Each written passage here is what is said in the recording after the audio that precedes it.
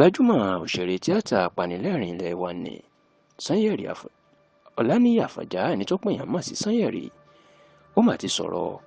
lórí awuyewuye tí wọ́n ń gbé kiri pé ìgbéyàwó wọn àtìyàwó ẹ̀ Ọmọlára Jimoh ó ti dàrú o, tí ọkùnrin náà sì ti paná awuyewuye náà wípé kò sí nǹkan tó jọ ọ́. Ó ní lóòótọ́ èdè àìyedè kékeré kan wáyé láàrin wọn àtìyàwó òun, ṣùgbọ́n táwọn ti parí ẹ̀, táwọn sì ti ń gbé ìgbé lọ́kọ-láya padà. Ẹ rántí pé lọ́dún díẹ̀ sẹ́yìn ní ìyàwó Sanyeri Ọmọlára Jimoh ló máa jọ gbogbo èèyàn lójú nígbà tó jáde sórí ẹ̀rọ ayélujára tó sì tú àṣírí wípé àárín òun àti Sanyeri ti dàrú, àti wípé àwọn kò jọ gbé lábẹ́ òrùlé kan náà mọ́, àti pé ọmọ ló kàn pa àwọn pọ̀, tó sì jẹ́ pé nítorí àwọn ọmọ lásán làwọn fi ń pe ara wọn táwọn fi ń bára wọn sọ̀rọ̀.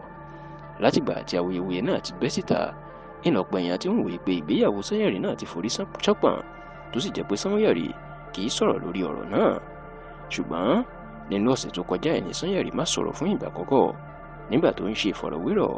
pẹ̀lú tẹlifíṣàn orí ẹ̀rọ ayélujára kan, ìyẹn Oyin Mama. Níbẹ̀ ni wọ́n ti bí léèrè wípé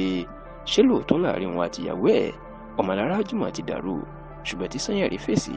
tó jẹ́ kó di mímọ̀ wípé èdè àìyedè kékeré kan bíi kéèyàn fẹ́ kéèyàn fi iṣẹ́ kan sílẹ̀ kéèyàn wà pẹ̀lú ìyàwó ẹni kó wá jẹ́ pé kò sí àyè irú ẹ̀. Ó ní irú nǹkan kékeré bẹ́ẹ̀ inú dágbọ́n mi sí omi ò tó sílẹ̀ láàrin wọn àtìyàwó òun, tí kìí ṣe ọ̀rọ̀ tó ní agbára, ṣùgbọ́n tó ní àwọn ò já o,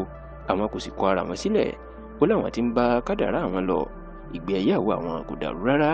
àárẹ̀ àwọn sì dùn, tí ò sì sí ní tó jọ pé bóyá àwọn ti túká àti pé bóyá ọmọ nìkan làwọn kàn jẹ́ra wọn. Ní báyìí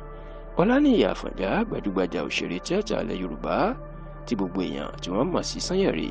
ó ti jẹ́ kó di mímọ̀, ó ti sọ lórí ọ̀rọ̀ tíyàwó ẹ̀ sọ wípé ìgbéyàwó àwọn kò dàrú o, àlàáfíà làwọn wà, táwọn sì ń gbé ìgbé ayé lọ́kọláya láàrin àwọn lọ.